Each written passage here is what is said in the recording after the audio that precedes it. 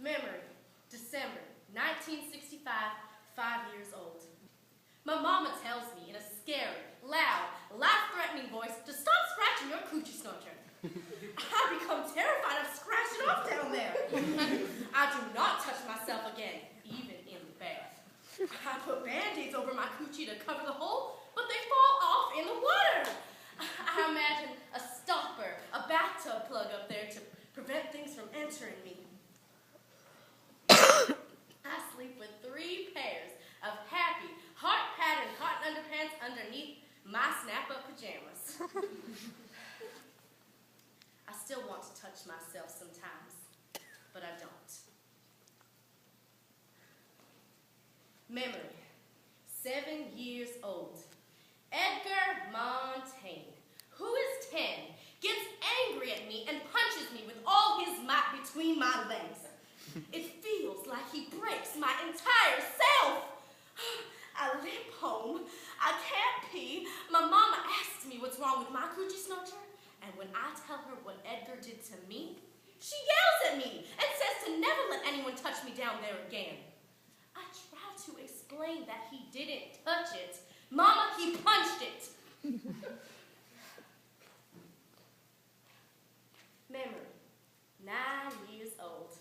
I play on the bed, bouncing and falling, and impale my coochie snorch on the bedpost. I make high-pitched, screaming noises that come straight from my coochie snorch's mouth. I get taken to the hospital, and they sew it up down there where it's been torn apart. Memory, 10 years old. I'm at my father's house, and he's having a party upstairs, and everyone's drinking. I'm playing alone in the basement and trying on my new cotton white bra and panties that my father's girlfriend gave me. Suddenly, my father's best friend, this big man, Alfred, comes up from behind and pulls my new underpants down and sticks his big, hard penis into my coochie snorcher. I scream, I kick, I try to fight him off, but he already gets it in. My father's there then, and he has a gun. And then there's this loud, horrible noise. And then there's blood all over Alfred and me. Lots of blood. I'm sure my coochie snorcher's finally fallen out. Alfred's paralyzed for life, and my mama doesn't let me see my father for 7 years. Memory, 13 years old. My coochie snorcher is a very bad place. A place of pain, nastiness, punching, invasion, and blood. It's a site for mishaps, a bad luck zone. I imagine a freeway between my legs, and I'm traveling, going far away from here. Memory, 16 years old. There's this gorgeous 24-year-old woman in our neighborhood, and I stare at her all the time. One day, she invites me into her car, and she asks me if I like to kiss boys. And I tell her I do not like that. Then she says she wants to show me something, and she leans in and kisses me so softly on the lips, with her lips, and puts her tongue in my mouth. Wow! She asks if I want to come over to her house, and then she kisses me again. And she tells me to relax, to feel it, to let her tongues feel it. Then she asks my mama if I can spend the night. And my mother's so delighted that such a beautiful, successful woman has taken an interest in me. I'm scared. And I can't wait. Her apartment's fantastic. She's got it hooked up. It's the 70s. The beads, the fluffy pillows, the mood lighting. She asks me, well, she makes herself a vodka, And then she asks me what I want to drink, and I say the same thing. And she says she doesn't think my mama would like me drinking vodka. And I say she probably wouldn't like me kissing girls either. And the pretty lady makes me a drink. Then she changes into this chocolate satin teddy. Oh, she's so beautiful. I always thought bull daggers were ugly.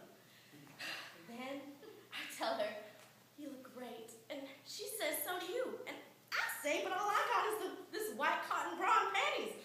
And then she dresses me so slowly into another satin teddy. It's lavender, like the first soft days of spring. The alcohol's gone to my head, and I'm feeling loose and ready. And there's this picture above her bed of a naked black woman with a huge afro. She lays me out on the bed, and just our bodies rubbing makes me come.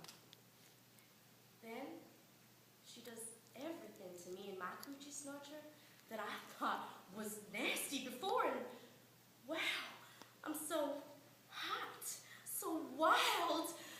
She says, your vagina, untouched by man, smells so nice, so fresh. Wish I could keep it that way forever. I get crazy, wild, and then the phone rings. And of course, it's my mama. I'm sure she knows. She catches me at everything. I'm breathing so heavy, and then I try to act normal when we get on the phone, and my mama asks, what's wrong with you? Have you been running?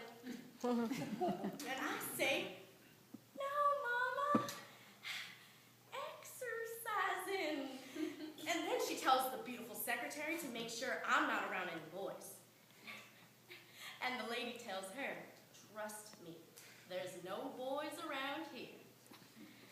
Afterwards, the lady teaches me everything about my coochie snorcher. She makes me play with myself in front of her, and then she teaches me all the different ways to give myself pleasure. She's very thorough. She tells me to always know how to give myself pleasure so I'll never need a man. In the morning, I'm afraid I'll become a butch because I am so in love with her. She laughs and I never see her again.